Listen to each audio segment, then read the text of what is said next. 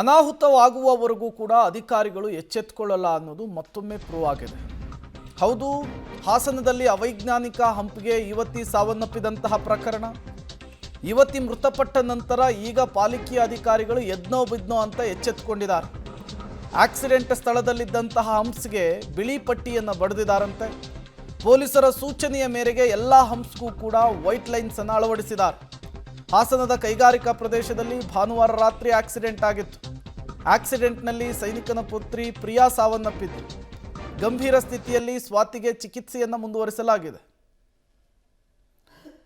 Details ಅನ್ನು ಕೊಡೋದಕ್ಕೆ ಶಶಿಧರ್ ಸಂಪರ್ಕದಲ್ಲಿ ಜಾಯಿನ್ ಆಗಿದ್ದಾರೆ. ಶಶಿಧರ್, ಈ ಕೆಲಸ ಮೊದಲೇ ಮಾಡಿದ್ರೆ ಒಂದು ಜೀವನ ಉಳಿತಾ ಇತ್ತು, ಮತ್ತೊಬ್ರು ಆಸ್ಪತ್ರೆ ಪಾಲೋಗೋ ತಪ್ಪುತ್ತಾ ಇತ್ತು ಅಂತ ಹೇಳಿ.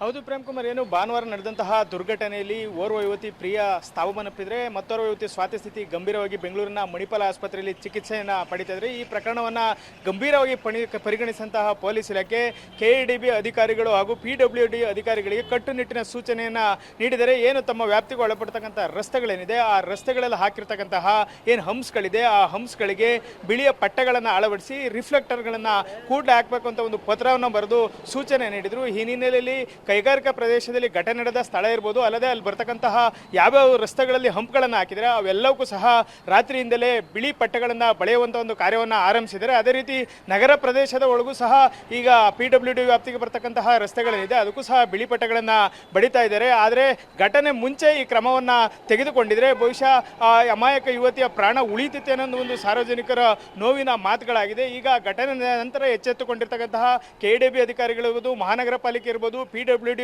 ಅಧಿಕಾರಿಗಳಿರ್ಬೋದು, ಇವರೆಲ್ಲರೂ ಸಹ ಪೊಲೀಸರ ಕಟ್ಟುನಿಟ್ಟಿನ ಸೂಚನೆ ಮೇರೆಗೆ ಈಗ ಹಂಪ್ಸ್ಗಳಿಗೆ ಬಿಳಿಯ ಪಟ್ಟಿಗಳನ್ನು ಬಳೆಯುವಂತ ಒಂದು ಕಾರಲ್ಲಿ ತೊಡ್ಕೊಂಡಿದ್ದಾರೆ. Prem Kumar. Okay, thank you Shashidhar ತಮ್ಮೆಲ್ಲ ಮಾಹಿತಿಗಾಗಿ.